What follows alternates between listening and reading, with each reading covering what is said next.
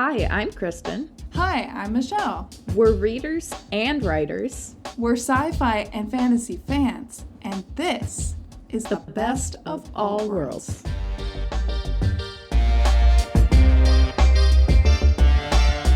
Well, hello everyone, and welcome back to our podcast. Today, we're going to be discussing a book that was a lot of fun, and that is Dungeon Crawler Carl, which can we just first talk about how fun that is to say?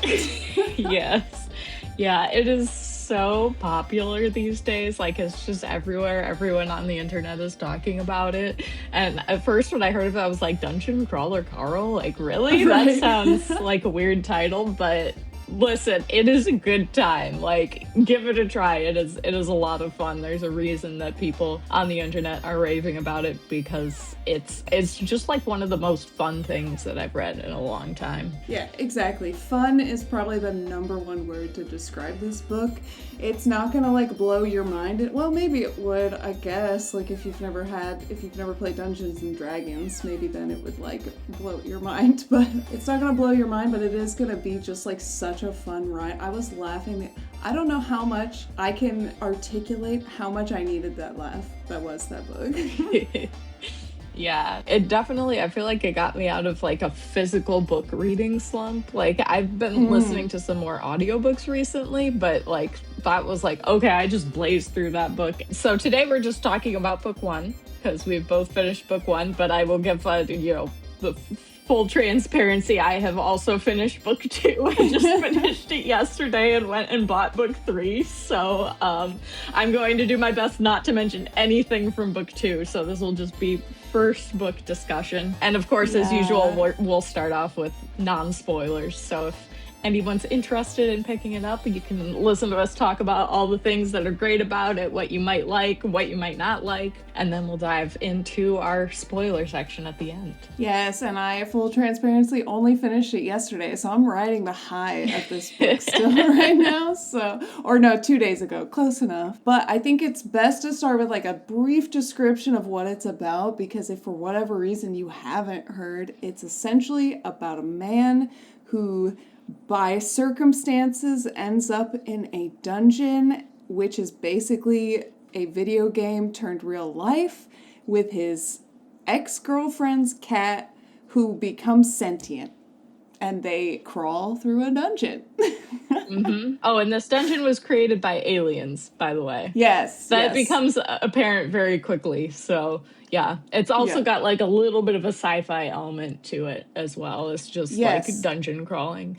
And I think that sci-fi element is what had me so hooked, because I was like, okay, this is the best of both worlds. It's got some D&D stuff going on, but it has the sci-fi element, and we'll talk more about that, but I think that's what got me into it in that first chapter, just being like, whoa.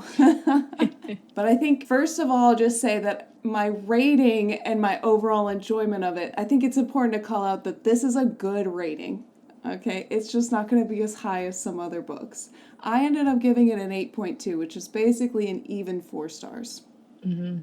I also gave it 4 stars, which, yeah, for me is like, that's a good book. I think my enjoyment of it was probably higher than my overall rating, just because I had a few issues with it, but I'd say in terms of enjoyment factor, like, it was quite high. Yeah. Like, my enjoyment factor usually goes into like plot and ending, honestly, in terms of my rating system, and I rated my plot and ending like very high. So it was a good time. It was a good time, and I think this is a perfect segue to dive into what were our favorite parts. And I'll go first only because it's the very opening of the book. That hook is probably one of the best hooks I've read in a book in a while. Like, I was like, okay, you've got me.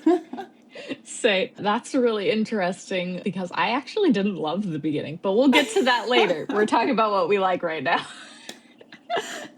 Okay, and this is a mild spoiler, but I feel like to spoil the opening chapter really isn't a spoiler. Like, if you're spoiled by that, I guess skip forward like 15 seconds. Essentially, aliens flattened the earth, killing like 99% of the population, and then forced them to either choose to try to survive on the surface or go into these dungeons and try to survive. So either way, their choice was horrible. And Carl is like basically naked with his girlfriend's Persian cat. Yep. Ex-girlfriend. What a great way. Even What better. a great way to start the book. Like, I was just, I love death as an opening scene. We've talked about this before. Don't ask me why. I'm a little messed up, I guess. But that opening just had me, like, sold. It honestly, that hook was enough to just make me want to just read it as fast as possible. Nice. Guessing that's not on your list. That's not on my list. Honestly, where I got hooked, it took me a bit. But it was, I'd say probably, I was really hooked. Like, there's a scene partway in, I won't say exactly what it is. You'll know when you find it. Michelle knew when she found it.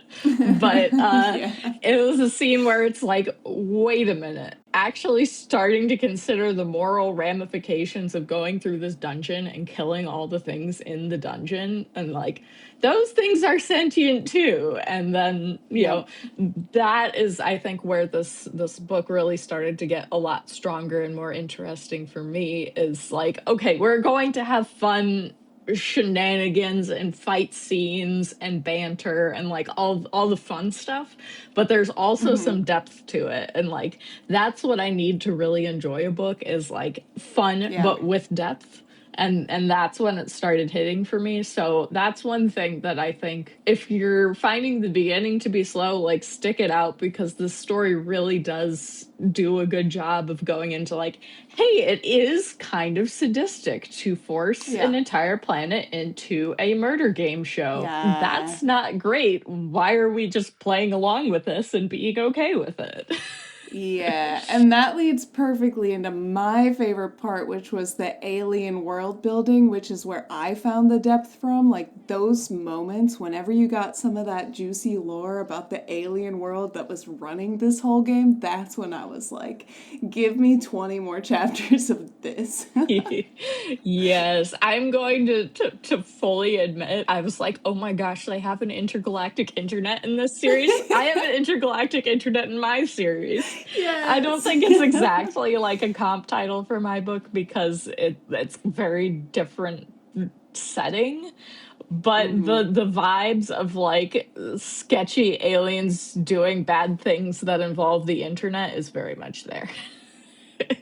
Oh, it's there, and it basically, I can't even say anything without spoilers, so I'm like, that's why I keep stopping mid-sentence. I would just say that is probably, like, hands down my favorite part of the book, so I'm really, like, my hope for the future series is that we get a lot more of that. Yeah. Like, I want a lot more. Same. Like, that's definitely, I think, behind just like the moral exploration of this kind of a setting on a character level. That's probably my second favorite thing, was just the way it ties into this greater like intergalactic politics going on. I'm like, ooh, that's so much more interesting than you would expect from a guy crawling through a dungeon. Exactly. And speaking of crawling through a dungeon, those game mechanics I mean, it's not exactly D&D, but it's close enough that anyone who plays D&D is going to see the overlaps. Basically taking what we play in a game and making it gritty and realistic, and honestly, horrifying. Yeah, it's pretty horrifying, for sure. Yeah, borderline, like, comedy horror is what I would call this genre. Okay, but let's talk about the AI that gives people achievements and items, because that's also one of my favorite parts of the story. It is so, like, it has, like, the darkest humor, and I will fully admit I can appreciate a dark sense of humor, maybe a little too much, and that AI was very amusing. The one that just got me feeling the total ick was the foot fetish AI one. Like, every time he leveled up his foot skill, Or got like a foot related box. Like, oh my god. Yeah. Oh. Oh, it's just, it can't be described. It has to be experienced. And you probably didn't get quite the same experience because you were reading it. Mm-hmm. But let me tell you, the narrator committed. Yeah, that's an interesting conversation to bring up because I see a lot of people online going, "Oh, you have to listen to the audiobook." And I looked for the audiobook at my library and I couldn't find it. And I only do audiobooks through my library, so I'm like, I gotta do the physical book. So I have read all of all two of the ones that I have read. And bought the third in physical copies. So I'm just committed to the physical copies at this point. But I have heard the audiobooks are also very good. But Yeah. I personally think I've had an excellent experience physically reading it as well. Oh yeah, I'm sure you don't need the audiobook. It's kind of like the Harry Dresden books. It's a lot better with a narrator, but is it like you can't read it and get a lot of enjoyment out of it? Absolutely not. And the only other thing that I wanted to highlight that I really enjoyed was the dynamic and how it developed over the story between Princess Donut and Carl. Like that dynamic was so cute. Yeah, no, I absolutely love the fact that the story and one of the main characters is in fact a talking cat. That's just delightful. I was like, oh, I hope Donut learns to talk by some magical mechanic, and then I was like, yes, talking cat. Yeah, pretty much right away she becomes a talking cat. I was like, I'm and here the for snark this. is there. Yes. Yeah. Yeah. I mean, very cat vibes. Her name is Princess. Yeah. So. But it's good. I enjoy both of their characters and they have a fun dynamic and I can confirm that it just continues to get better. So it's a good time. That makes it very exciting. Any other highlights of your favorite parts? I think the other thing that I just want to mention is I think, first of all, you'd really enjoy this book if you are like a gamer, like you played D&D or you play like video games that are of similar types. I think right away that's like the target audience for this series. Right. So if you play any of those types of games, you will probably enjoy this. But one of the things that I enjoy when playing games, like Michelle and I both play Baldur's Gate 3. And one of the most fun things about playing that game is like, what's the most ridiculous creative way you can figure out to solve this situation? And that's exactly what this book does. Like, it captures that feeling so well of what the heck are Carl and Donut gonna do to get out of this situation? And they think of something so wild and creative that's like, wow, that was super fun. And I think that's one of the things that really makes the plot such a good time is that there's always like some sort of wacky way that they get out of the problems that they get into. And it's really cool just seeing what they come up with. Yeah, I love creative problem solving from characters where like the problem is way too large for them to face, but they don't get any deus ex machina. Like they have to figure it out off of their own wits. I appreciate that. There's no deus ex machina, at least not in the first one. Thank the Lord. Yeah. No, it's all very much like they are solving their own problems. Sometimes it goes better than other times, but they always manage to find some way through. And lots of times it's through very like out of the box thinking, which is pretty cool. Absolutely. Well, then I think it's no better time than the present to talk about the things that weren't our favorite, and I feel like we're gonna say some similar things. Yes. Well, I'm gonna start off with the thing that I think we disagree on, which is the beginning. So I struggled to get into this. I will be honest. Like I think the main issue, like the premise of like everything getting squished and going down into the dungeon was interesting. But I just felt like the beginning, there was no emotional processing of anything that happened. It's like, whoa, slow down. Your world got squished. Like, are you not going to process this? No, you're just going to go into this dungeon and start killing stuff? Okay. And then you're gonna get a whole tutorial about how to kill stuff, and you're just like asking questions about how the game mechanics work instead of asking questions about like, why the heck did you smush my entire planet? How dare you? It was just Yeah. like I struggled with it. And maybe other people, like Michelle, it sounds like you didn't struggle with it as much as I That did. was not a bother to me. But No, not yeah, at all. it just felt like one big tutorial session and not in a good way.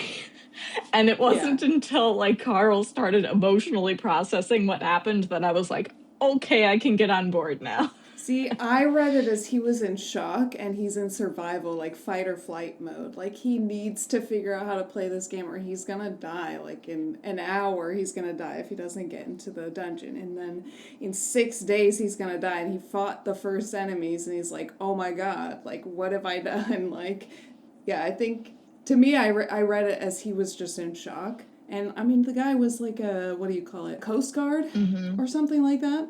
So, you know, like he's like a trained military man Yeah, as well. that's fair. And I mean, I do think part of it is like, this is a dude, this is a military dude, very different personality Yeah. than me.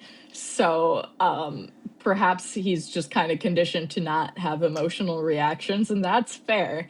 But I feel like there Right. should have been like at least a little more than there was. Like even if it That's was fair. just subtle, there was not enough, and it was just too much like training dungeon info dump, which I feel like it was kind of Yeah. necessary, but it was too much for me. It's like, okay, Yeah. let's break this up with some more like good emotional beats instead of just going through here are all the rules of the dungeon. Okay, go kill stuff. Bye. Yeah. I do feel like the tutorial pages went on a little too long, but at the end of the day, things picked up fast enough that it didn't make me want to stop or anything. And Mordekaiser was interesting as a character, so that kept me a little bit more invested during the awkward tutorial phase. Yeah. And then, of course, Princess Donut. Yeah. Fair enough. Yeah, no, I struggled up through the tutorial, but I think after that, which is it's really not that much of the book, like, and we're talking about this like a little bit spoilery, but there's nothing actually that significant that happens. So, but Yeah. basically, like once that section is done, it starts getting into like, okay, there are actual like emotional stakes going on now, and we're dealing with this, and then it got a lot more interesting, and so like I don't know. I feel like I'd rate the first part of the book like a 3, and then the rest of it was a 4.5, which is why I landed at a 4. Yeah. No, that's fair. I feel like my least favorite element kind of is in line with what you're talking about, but it's more of an issue with the whole thing.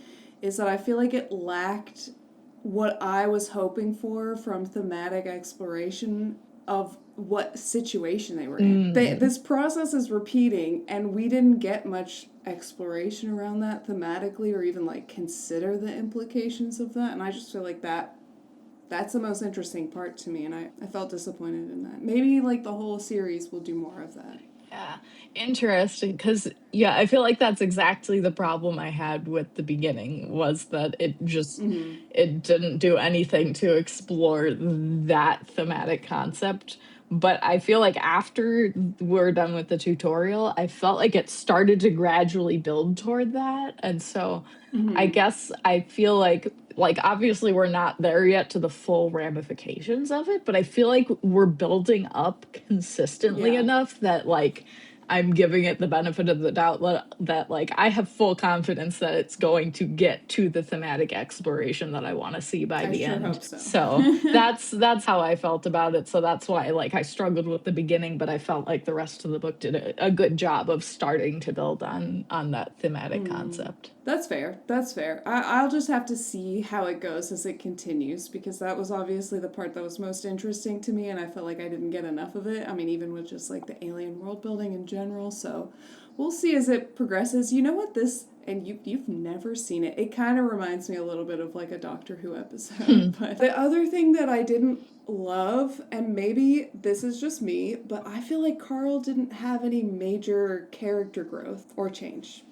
Yeah, I would tend to agree with that. Like he stayed pretty consistent, and I guess like the minor character arc spoilers, but we get to see a little bit more of that in book 2. You know, that there's stuff to look forward to, and I think his character's going in a much more complex direction as the books are going to go on. That's good. But yeah, I agree. In the first book, he was kind of steady. Like, yeah, like this is a guy who's doing his best, and he's good at thinking on his feet, and he's going to try and do the right thing, and that's pretty much what he does the whole time.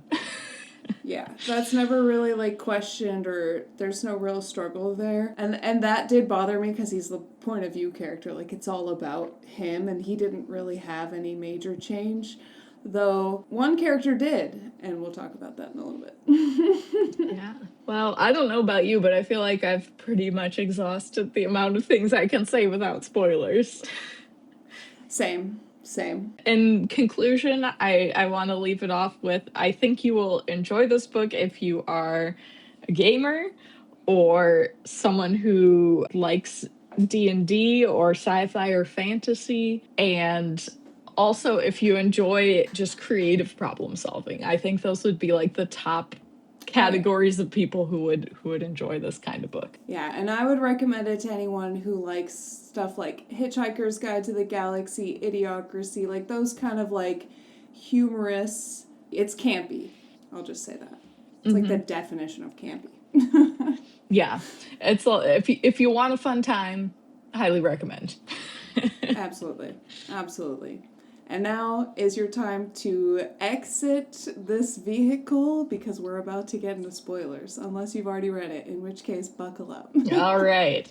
I'm guessing a lot of people probably have already read it and are eager to hear our thoughts, because I know it's I feel like everyone's read super it. popular right now. So here you go. First time thoughts from new readers who have read only book 1 and or book 2. Yeah, exactly. But no book 2 spoilers, because Michelle hasn't read it. Yeah, I don't want to be spoiled, not yet. Okay, they're gone. And if they're not, this is their fault. New achievement. You have spoiled yourself. Reward. Now you know. That's so spot on. That is so spot on. Oh, that's honestly one of the best parts of the whole book. Yes. No, honestly, like I will say this, that right now Dungeon Crawler Carl is just living in my head, and I find myself going on walks with my husband, and I want to like comment on stuff in the format of new achievement blank, and I can't because he hasn't read it yet. So I'm like, okay, don't say anything. All right, well, what do you want to dive into spoiler-wise? I'll let you decide. Well, then let's go ahead and dive into our favorite character. I'm kind of curious if we're going to agree on this, but hands down, no shadow of a doubt, Princess Donut is my favorite character for so many reasons. Yeah, she's great. I feel like I'm either on the same boat as you, and part of this is me being swayed by book 2, but also Mongo. Velociraptor, yeah. He keeps nomming Donut's nose. I love Mongo, but he's technically not as fleshed out of a character as Princess Donut. So let's talk about Princess Donut. Yeah, I'm sure my niece would really appreciate that Mongo has feathers, because she's really into what dinosaurs would actually be like and not what they've been frequently portrayed as, just all being lizards. But anyway, I digress. Princess Donut is the only character that goes through an arc in the story. She actually progresses and changes and becomes, like, arguably better throughout the story. Mm-hmm. Yeah, no, I think... I mean, it's kind of inherent in her position, going from being just a normal cat to being like a highly intelligent talking cat. So I think she has to kind of grow into like, okay, this is a very different form of existence than what she was previously used to. So there's a lot of room for learning and growth there. She's basically a child, right? So being a child, finally having the ability to communicate, she's got a high ego because she's been to all the cat shows. She's the grand champion. She sees herself as a princess. So to develop is pretty natural, but I'm glad that she did. Like, there's definitely some huge character moments that really stand out to me. Like, when she goes back for Carl during that one fight and saves his life by attacking and nearly dying with the, like, workout dude. I Yeah, the forgot his name, juicer, I but think. the juicer, yeah. Yep.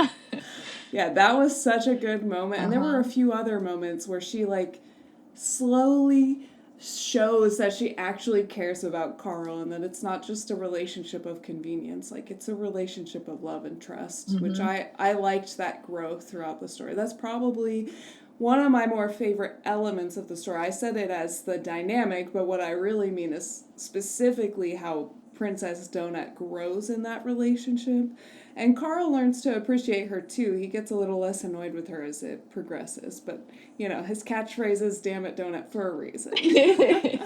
Yeah. I do like that relationship. And yeah, like I think, you see Donut often just being like frustrated. It's like, why do you gotta help the people? We just gotta kill the stuff and go. Right. And it's like, but she starts to like begrudgingly start going along with Carl's plans. It's like, okay, I see your point a little bit.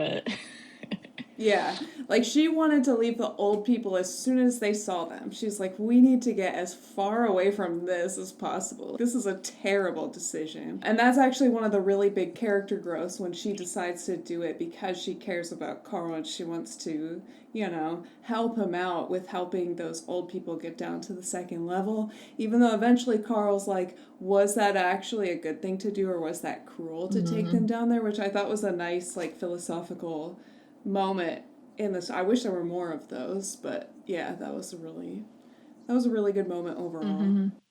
Yeah, I think especially that whole plot line with the old folks and Carl and Donut helping them is one of like the best for like character growth. Yeah, and this is completely unrelated to Donut, but I really love the reveal of how that one nurse she had 12 kills, but it was all just like, you know, like empathy kill. Like these were like euthanasia of old people who just like could not have survived in that situation. Yeah. That was really heartbreaking, honestly. And that she'd be like feared by everyone, all because she helped some old people not be tortured to death. Yeah, that was one of the things that we'll probably get into when we're talking about favorite scenes and stuff, but just the way it explores the ramifications of just the horrible like situations that these people are being forced into, like where they're being like pushed toward doing like the most immoral things. It's like, but sometimes, sometimes they gotta do it because there's no better choice. And it's rough. Yeah. Meanwhile, you have those two crazies, the ones that were like, what, ex-cops or something, Oh, and they're yeah. just killing a bunch of people because they're crazy. You have to wonder what kind of boxes they were getting that motivated them to keep trying to do that. Like, or how much they leveled up with their first human kill or something. Like, there has to be some reason why they continued to use that path instead of fighting the monsters. I think it gets mentioned that like their game guide was telling them to do that, but yeah, I mean, there's gotta be an element of self-motivation there too. Like yeah, you could be like, yeah, oh no, yeah. I'm not gonna do that, thanks. But clearly these people did not have that much of a moral compass to say no. That was really, yeah, they were probably some of my most easily hated characters within the story. I never trusted them for a second. But I guess we can just go ahead and dive into what are our favorite scenes. I feel like mine might be a little controversial because it's a little early. There's a lot of good scenes, and there's one that's like an honorary mention. But I think the scene that I really, really enjoyed was the entire sequence of when they infiltrated the goblin camp. Yeah, I think that's like my second place scene. So yeah, I'm Yeah. in agreement with you. I really liked that part. Yeah, it was just really interesting, and like they revealed that like the goblins that were in power did do these messed up things to get there, and she was like crying about it, and then he used like a really intelligent way to beat that area boss, and they got a bunch of experience off of that. And I just think the whole thing played out really well. And then they got a unreliable motorcycle after that. Yeah, I think that was a really good scene, and it probably provided the thing that made me laugh the most in the entire book, which I don't know what this says about me as a person, but it was like, new achievement, war criminal. That killed me. You have killed 100+ babies in a single day. Like, oh no. And then it like sits there and pretends to be like, no, they weren't real. They didn't really die. Just kidding. Yes, they did. You're evil. Yeah. Oh my gosh. That was like peak sassy AI just being just absolutely brutal. Oh yeah. That was good. That was such a good scene. I think that's my favorite for so many reasons, but the AI response, the build up, just the cleverness of it all, I really, really enjoyed that scene a lot. Or that sequence. I guess it's more than one scene. It's like a couple chapters. Mm-hmm. Yeah. All of that on top of, like the moral ramifications of like, oh, I just accidentally murdered a bunch of children. Oh no. But it was set up that way. I mean, to go in there and not kill any babies would have been incredibly difficult with how many there were in such a small place. And the goblins were like explosive based, and clearly the boss was using explosives as well. So like babies would have died either way, unfortunately. And that's the way it was set up, because these game makers are cruel and evil. Yeah. What's your favorite scene? Yeah, so that's your second favorite. My favorite scene was the scene when they went on the Maestro show. I forget what it was called, but the one where they basically pull, Death Watch, I think is what it was called. But they like pull crawlers out of the dungeon like right before they're about to die, and this like sadistic host is like, basically taunting these crawlers and giving them like a dilemma of, we'll save this many of your party, but the rest are gonna die. What you gonna do? And it's just this whole audience of just teenagers who are just, I don't know. It gave me major vibes of like some of the characters from from my own series, like, the worst side of the internet, like that vibe. Oh my goodness, you have been indoctrinated into something really bad. This is concerning. But I just loved the way that like Carl stepped up and he played this jerkface's own audience off of him. And it was like, he turned the audience to his own side, and it was so satisfying. I love a good karma, like, take down of someone who is just a jerk and a bully. And like that's what that scene was. It was so satisfying. It was a lot of fun. It was like, yeah, you get him, Carl. What was that phrase that they kept glurp, glurp. Glurp, glurp. Yeah, I was like, it starts with a G. Glurp, glurp, glurp, glurp. They got him, like, he got the crowd yelling. He got glurped. It was fantastic. It was fantastic. And Princess thought she could be the one in charge. Nope. Yeah, Carl ruled that one. But yeah, it was a little out of your element there, Princess. It was so good, and it was just so satisfying to see Carl save those guys, put the bully in his place, and get the crowd on his side. It was like, yeah, that was just, I love a scene like that, so I had a good time. That was my favorite scene. Yeah, both the interview scenes are my honorable mentions. Those were so good. I love the alien world building, so of course those are some of my favorite scenes. Yeah, that's fair. I mean, same. So it's definitely the politics involved with that scene is also really interesting. So and like the last minute switch where the girl got replaced by someone else, and they were like, well, we were supposed to have veto power, and she's like, not anymore, snap, snap, snap. And then they get put on this glurp, glurp show, like, wow. Yeah, so, no, that was a great scene. Well, I guess, are there any final comments that you want to make about Dungeon Crawler Carl? My final comment is just, it's a good story when you're literally just, it's living rent free in your head, and that's what Dungeon Crawler Carl is doing right now. It is living in my head. It is popping up at random times. I'll just be like walking around and be like, new achievement. And it's so fun. I've definitely dreamed about it too. Like, that's the level this is at. And so it's no surprise that I went to the store and picked up the third book. And apparently the third book involves trains, and I'm very excited. Oh no, that's exciting. I don't Oh, know man. what else is going on, but I know there will be trains, so you have something to look forward to. Yeah, I just have to say I'm super excited to continue this series. I read the first book, I think I listened to it in 4 days, which is really fast for me, especially for how long the book is, because I just couldn't stop. I was like, I need to keep going. I want to know what happens next. It's so hard to put down. And then, so when I finished the first book, I was like, I'm going to read something else before I pick up the second book. But the second book was sitting right there, and lo and behold, I just ended up picking up the second book. I'm like, this is just what I want to read right now, okay?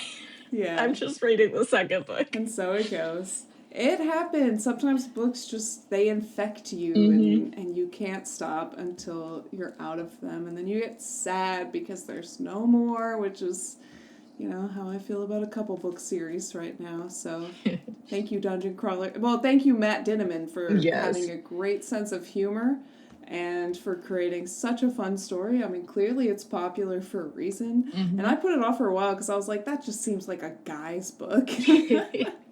Yeah, I put it off because I'm like, I want to read the audiobook, and it just has not come up at my library. I keep checking and it is not there, so I'm like, fine, I'm just gonna, I want to read it, so I'm gonna buy the physical copy and I'm gonna read it. I'm excited to keep going, and hopefully I can catch up to you eventually. We'll see. You're a little ahead of me, but that's all right.